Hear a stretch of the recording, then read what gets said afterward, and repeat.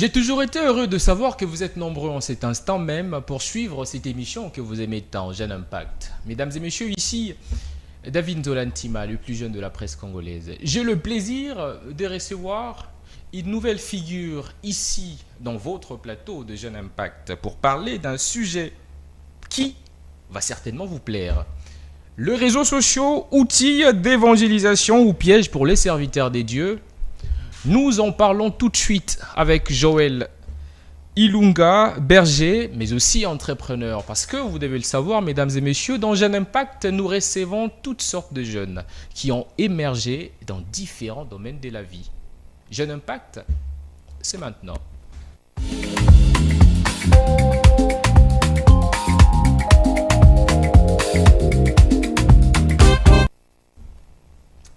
De retour dans ces beaux plateaux de Sacré Vision Média et votre émission S Jeune Impact vient à peine de commencer. Je l'ai dit, nous recevons Joël Ilunga, berger et entrepreneur. Bonsoir, bienvenue dans cette émission Jeune Impact. Bonsoir, monsieur David. Merci beaucoup. Merci pour l'accueil. Je suis très heureux d'être reçu aujourd'hui. C'est votre première fois de passer à Jeune Impact. Et comment vous trouvez déjà le cadre et la chaîne SVTV? En tout cas, c'est vraiment impressionnant ce que je trouvais ici. Tout est merveilleux, tout est très beau en tout cas. Merci beaucoup, monsieur Joël Ilunga. Vous êtes berger. Vous êtes également entrepreneur. Alors, quels sont les principaux pièges aujourd'hui que les réseaux sociaux offrent aux serviteurs de Dieu? Très bien, parce que nous parlons de...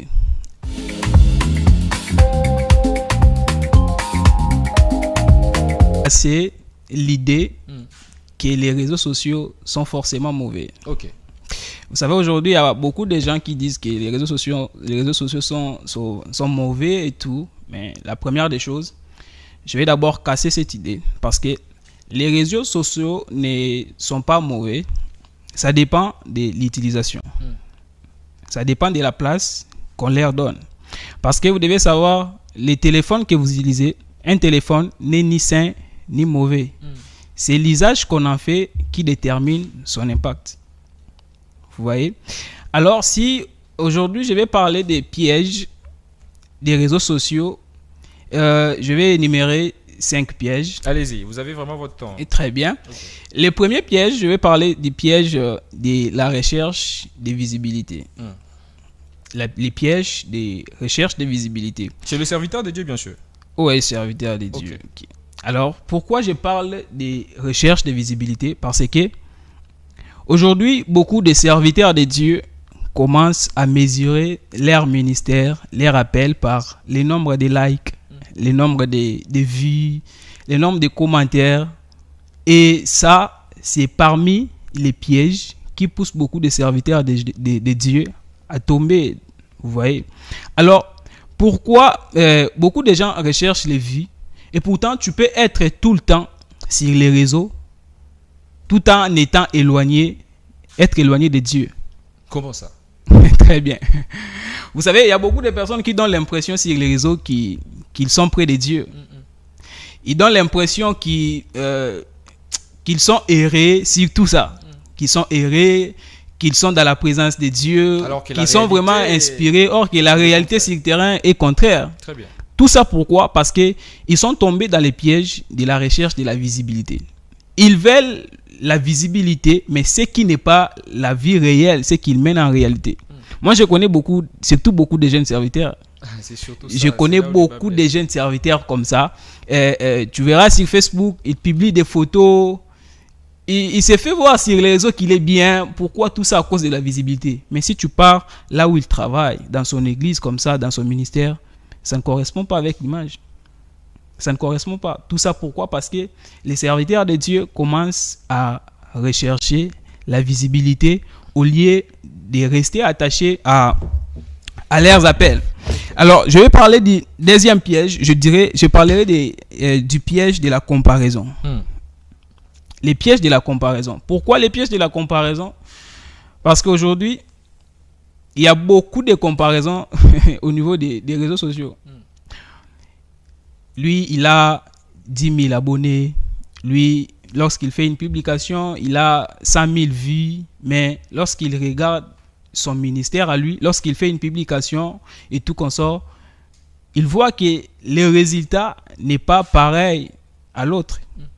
Et là, les serviteurs de Dieu tombent dans les pièges de la comparaison. Okay. Ils commencent à se comparer à l'autre.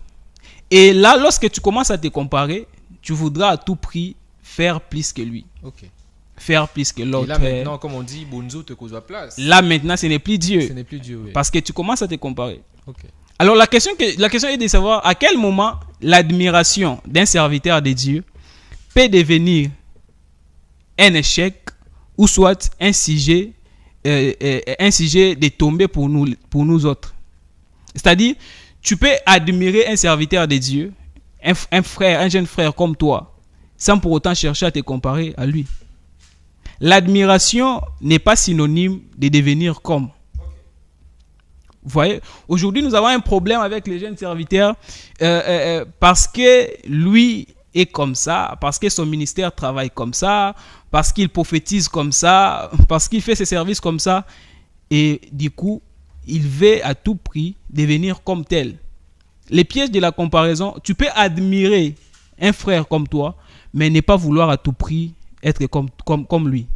Je vais prendre un exemple. Il y a dans les livres de... Je ne vous arrête pas la parole. Vous parlez de la comparaison. Vous faites allusion à quoi? Parce qu'on dit que la concurrence loyale Ok. développement. Très Mais bien. quand je me compare, il y a un berger qui dit berger Joël Kalonda a l'habitude de faire ça. Je vais également faire comme lui pour atteindre allègrement le marché de l'excellence. Est-ce que là, c'est un péché? Très bien, une très belle question. Vous devez savoir faire la différence entre la comparaison et l'admiration. Ok. C'est ce que je venais de dire tout à l'heure. La comparaison, c'est lorsque tu commences à regarder. Par exemple, je suis jeune serviteur, je prends mon téléphone, j'entre peut-être sur Facebook, je tape les noms d'un autre serviteur de Dieu, un jeune comme moi. Je commence à regarder ses publications. Je vois, lui, il a, par exemple, sur sa page, il a 10 000 abonnés. Aussi longtemps que moi, j'ai peut-être 5 000.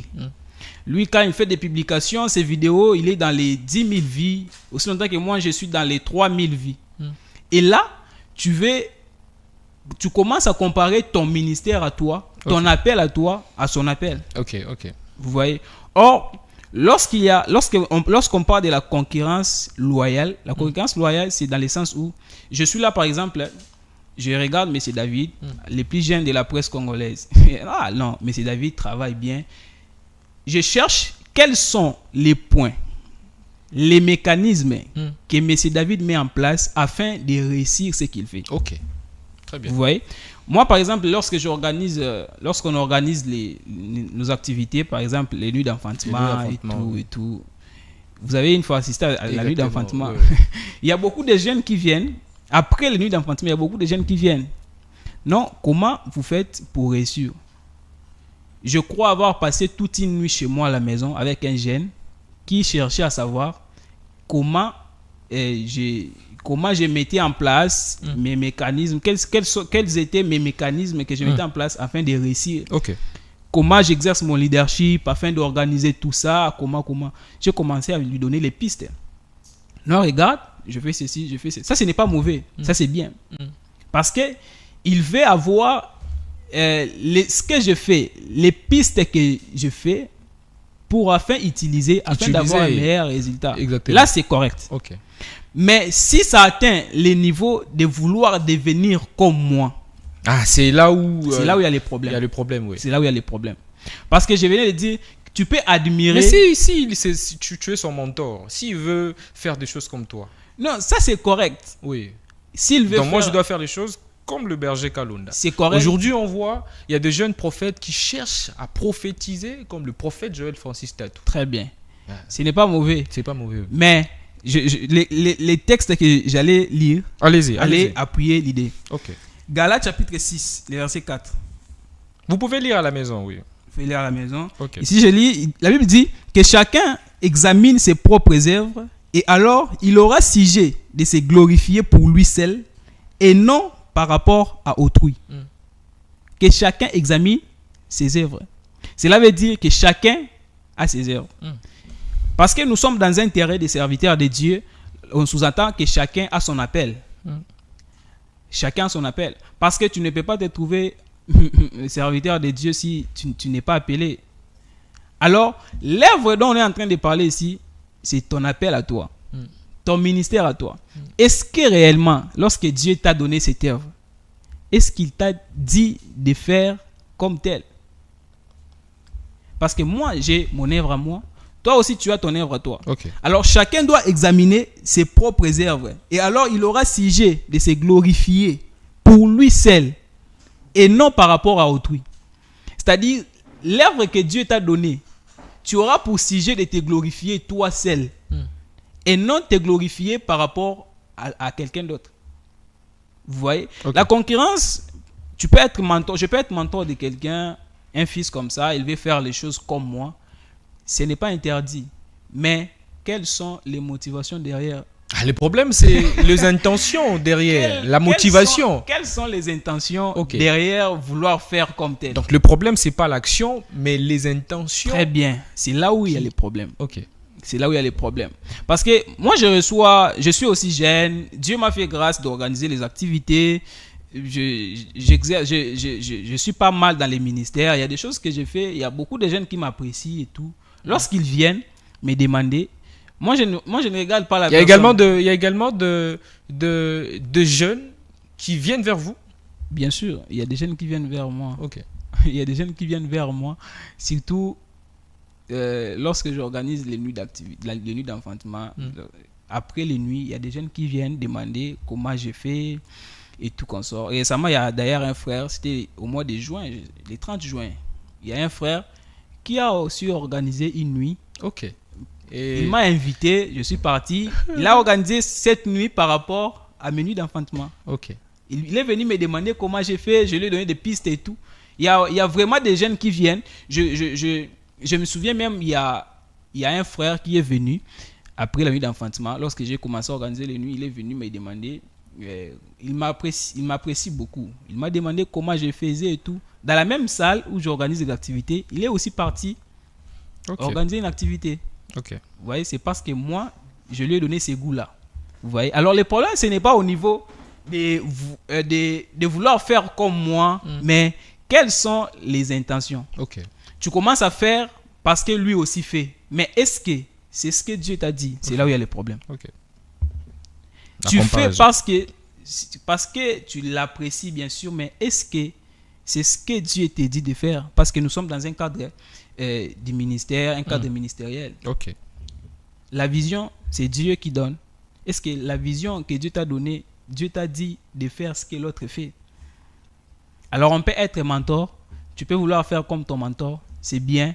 Mais il faut savoir rester dans ton appel à toi. C'est très important. Merci. Le troisième point. Et le troisième point, il y a les pièges de l'image. Les réseaux sociaux, l'image, les photos, les vidéos. Les pièges de l'image. Vous savez, les réseaux sociaux encouragent énormément les paraître. Les réseaux sociaux encouragent énormément les paraître. Il y a beaucoup de personnes, comme je viens de dire tout à l'heure, sur les réseaux, ils donnent l'impression d'être spirituels, d'être en prière, d'être concentré. Non, je serai off. 21 jours de prière. Est-ce que tu es obligé de le dire? Vous savez une chose, tu peux passer des heures du temps à préparer un message pour Dieu tout en étant incapable de passer 15 minutes avec Dieu. Comment ça? Ça, c'est fort. C'est fort, monsieur Kalonda. Les pièges de l'image. Oh, monsieur, j'aime ça. Oui, oui. Les gens veulent apparaître, donner l'apparence de ceux qui n'ont pas, ceux qui n'ont pas en réalité. Quelqu'un peut être là, il a son stylo et son papier. Nous tous, nous faisons des publications. Tu écris sur Dieu. Tu prends peut-être un verset, tu médites, tu commences à écrire telle chose, 3 points, je vais parler de ceci, je vais parler de cela. Mais cette personne peut être incapable de passer même 15 minutes avec Dieu. Tout ça pourquoi? Parce que... Vous parlez de la prière quand vous parlez de 15 minutes avec Dieu. Je parle de la prière, je parle aussi de la consécration. Ok. Il y a beaucoup de jeunes serviteurs aujourd'hui qui ne se consacrent plus. Quand vous parlez de la consécration, c'est un autre point qu'on va également parler, mais j'ouvre une parenthèse. Quand vous parlez de la consécration, vous faites allusion à quoi? Quand je parle de la consécration, c'est consacrer pour Dieu, c'est mettre à part pour Dieu, tout simplement. Ne pas faire comme tout le monde à cause de Dieu. C'est mettre à part pour Dieu. Il y a beaucoup de jeunes aujourd'hui qui ne se consacrent pas, dans le sens où ils ne savent plus comment se mettre à part afin de plaire à Dieu. Ils font des choses comme tout autre jeune. Mais sur les réseaux, ils donnent l'impression d'être spirituels. Ok. Ils vivent dans les débats, dans la débauche, dans tout ce que nous connaissons aujourd'hui. Mais sur les réseaux, tu peux le voir très spirituel. Or que la réalité, ce n'est pas ça. Il est possible de devenir très actif sur les réseaux sociaux tout en devenant progressivement éloigné de Dieu. Pourquoi? Parce que les réseaux sociaux encouragent énormément les paraître.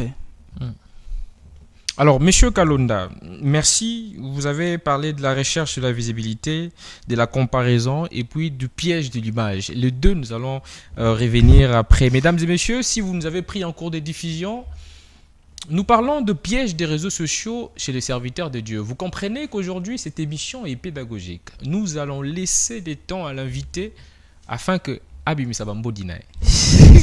Alors, le serviteur de Dieu de l'ancien temps, de générations passées, ont marqué leur époque sans l'avènement de l'Internet. Cet avènement, cette montée en puissance de l'Internet. On voit de Heidi Nabala, Ida Ossa. Comment est-ce qu'ils ont pu faire pour capter l'attention du monde sans ces outils-là? Très bien.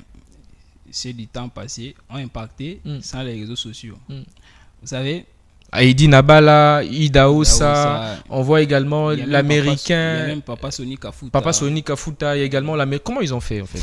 Très bien. Vous devez savoir qu'aux temps anciens, il n'y avait pas vraiment l'efficacité des réseaux sociaux.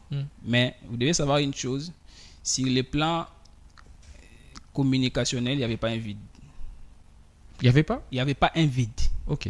Comment? Quel vide? Très bien. Aux temps anciens, il y avait, par exemple, les FM, radio. Il y avait la radio. Il y avait la télé. Il faisait beaucoup plus de descentes. Il y avait des descentes. Il y avait aussi des bouches à l'oreille. Ce sont les trois méthodes qu'ils appliquaient. Vous devez savoir que les moyens de communication évoluent selon les temps et l'espace. Vous voyez, selon les temps et l'espace. Cela ne veut pas dire que ceux d'aujourd'hui sont plus forts ou moins forts que ceux d'hier. Auparavant, on pouvait passer un message directement par la radio FM. Moi, je me souviens avoir connu les pasteurs François Mutombo, voici celui qu'on appelle Voici l'homme. Je l'ai connu au travers de la radio FM dans les années 2013-14. 2013, 14, 12, 10, c'était la radio FM qui était au top. Moi, je connais les pasteurs François. Qui peut dire qu'il n'a jamais entendu les pasteurs François Mutombo à la radio? C'était tout le monde. Tu peux passer, on sait que telle heure, à 11h, il y a sa prédication. C'est la radio FM que tout le monde utilisait. Mais aujourd'hui, si vous regardez l'impact de l'FM et aujourd'hui, avec notre état actuel, il n'y a pas rapport. Il n'y a pas match. Il n'y a pas match. L'FM aujourd'hui est devenu démodé. Okay. Pourquoi? Parce que les moyens de communication évoluent selon les temps et l'espace. Mais il y a un seul point commun. C'est quoi le point commun? Les seuls points communs qu'il y a entre les moyens de communication des temps anciens et les moyens de communication d'aujourd'hui, c'est que les moyens de communication ne doivent jamais remplacer la présence de Dieu, l'onction et la transformation des vies. C'est très nécessaire. Le problème, ce n'est pas les moyens de communication. Le problème, c'est que ça ne doit jamais remplacer l'onction, la présence de Dieu et la transformation des vies. Vous voyez? Parce qu'aujourd'hui, les moyens de communication, par exemple, d'aujourd'hui, nous avons les réseaux sociaux. Nous avons, par exemple, Facebook, nous avons YouTube, nous avons... C'est parmi les questions que je vais d'ailleurs poser. Est-ce que les réseaux sociaux sont-ils aujourd'hui des outils d'évangélisation ou soit ça représente davantage un danger pour le chrétien ou les hommes des dieux? Très bien. Les réseaux sociaux, pour répondre à cette question, je dirais, les réseaux sociaux sont un moyen de communication, un moyen d'évangélisation. C'est aussi un danger pour les serviteurs de Dieu. Pourquoi les moyens de communication sont un outil d'évangélisation? Ok. Parce que premièrement, ça nous aide à atteindre des personnes qu'on ne pouvait pas atteindre physiquement. Avec Facebook. Aujourd'hui, on a vu, c'est une parenthèse, la première dame a participé à la 4e édition du virtuel au réel. J'allais en parler. Mais il y a Jonathan Batubikisi qui a invité sur Facebook, pas sur X, parce que la plupart des gens disent qu'ils sont trop sur X, mais il a invité sur X et la première dame était là. Et voilà, c'est l'impact des réseaux sociaux. Les réseaux sociaux ont vraiment un impact. Ça dépend de la manière dont on les utilise. Ok. Parce que ça peut te permettre d'atteindre des personnes que tu ne peux pas atteindre physiquement. Deuxièmement, un message, une prédication publiée aujourd'hui peut atteindre des milliers de personnes en moins d'une heure de temps. Ok. Troisièmement, ça nous offre une tribune pour témoigner Christ. Donc c'est pas sorcier, parce qu'on a l'habitude non, les réseaux sociaux n'est pas sorcier. Au début, tu as commencé par casser l'idée voilà, que les réseaux sociaux sont forcément mauvais. Okay. Non, les réseaux sociaux n'est pas forcément mauvais parce que le téléphone que tu tiens n'est ni sain ni mauvais. C'est l'usage que tu en fais qui détermine son impact. Très bien. Vous voyez, qui détermine son impact. Nous voyons aujourd'hui, par exemple, le prophète Joël Francis. Le prophète Joël Francis aujourd'hui, il a déménagé là où à son adresse de l'église. Il n'a plus d'adresse de l'église actuellement. Mais il continue à tenir ses kits, ses programmes au moyen des réseaux sociaux. Il est en plein 21 jours de recharge et tout. Ça se passe en ligne. Donc, vous voulez dire que l'église Porte-Cieux n'a pas d'adresse physique? Non, depuis la fin de Hanouka, je ne sais pas si ça fait déjà combien de mois. Ok. C'est chaque dimanche qu'il tient des activités à la salle Aquasplash. Mais dans la semaine comme ça, il n'a plus d'adresse. Ok, allons-y. Comme là, il a 21 jours de prière, recharge, c'est chaque année. Mais là, c'est chaque jour qu'il tient ses programmes sur les réseaux. En ligne. Et il y a des gens qui sont bénis à travers le monde. Il y a des gens qui sont bénis parce que les gens de son église prient là. Il a des fidèles en dehors du pays. Comment il peut faire pour atteindre ces personnes? C'est grâce aux réseaux sociaux. Beaucoup de ministères, beaucoup d'églises aujourd'hui sont connus grâce aux réseaux sociaux. Alors, les réseaux sociaux, c'est un moyen fort, un outil que Dieu nous a donné afin d'évangéliser. Que Dieu nous a donné? C'est Dieu qui nous a donné. Ok. Que Dieu nous a donné pour évangéliser. Alors, ça dépend de comment tu utilises. Et alors, quand est-ce que... Non, je vais... Dans le livre de Marc, voilà. Ok, allez-y. Marc chapitre 16, verset 15. Jésus dit, allez par tout le monde et prêchez la bonne nouvelle à toute la création. Il dit, allez par tout le monde. Allez là où les gens sont. Les gens sont où? Peut-être que vous êtes là. Oui. Tu es sur ton écran. Oui. Les gens sont sur leurs écrans. Ok. Et là, je peux faire une publication. Je parle de Dieu, je parle de la repentance. Tu peux lire les messages, ça te touche, ça te permet de te convertir, de croire en Dieu. Moi, je connais un pasteur de la ville, le pasteur de Delano. Il tient chaque jour midi en prière, c'est en ligne. Mais je te dis, si tu te connectes à ces programmes, il y a des témoignages et des témoignages. Ce n'est pas en présentiel. Il ne prie pas pour les gens comme ça en présentiel. Non, on prie en ligne, mais Dieu se manifeste dans les maisons des gens. Ok. Ça dépend de la connexion. Ouais. La manière dont tu es connecté. C'est ça. Alors, le problème, c'est que les réseaux sociaux ne sont pas mauvais. Comment tu les utilises? Mais quand est-ce que les réseaux sociaux deviennent un danger? Lorsque l'outil, ça devient un danger lorsque l'outil que Dieu nous a donné pour atteindre les autres commence à nous éloigner de Dieu. Ok. Alors là, la question qu'il faut se poser, c'est que est-ce que nous utilisons les réseaux sociaux comme outils ou soit ce sont les réseaux sociaux qui nous utilisent? Mesdames et messieurs, nous avons l'obligation d'utiliser les réseaux sociaux avec responsabilité, à bon escient, afin de rendre gloire à Dieu, notre Créateur. Monsieur Il y a une Joël phrase que je vais Ilunga. ajouter. Allez-y, allez-y. Il y a une phrase que je vais ajouter. C'est très important. Ok, allez-y. Les réseaux sociaux sont une chair qui n'a pas d'émir. Il faut retenir ça. Pardon? Jeune Impact, mesdames et messieurs, nous avons eu le plaisir de recevoir Joël Ilunga, berger et entrepreneur, pour parler de ces sujets intéressants. Alors, quel conseil donneriez-vous, berger Joël, aux jeunes serviteurs de Dieu et aux chrétiens afin qu'ils utilisent les réseaux sociaux avec sagesse et que ces réseaux sociaux puissent bénéficier à tout le peuple des dieux? Très bien. Positivement, bien sûr. Il y a beaucoup de conseils en tout cas. Allez-y. Je vais essayer de Priez, donner oui. quelques-uns. Les premiers réseaux, et les premiers conseils, c'est que ne laissez pas les réseaux sociaux définir votre identité. Jeune serviteur, enfant de Dieu. Regardez la caméra. Ouais, jeune serviteur, enfant de Dieu. Je vous conseille de ne pas laisser les réseaux sociaux définir votre identité.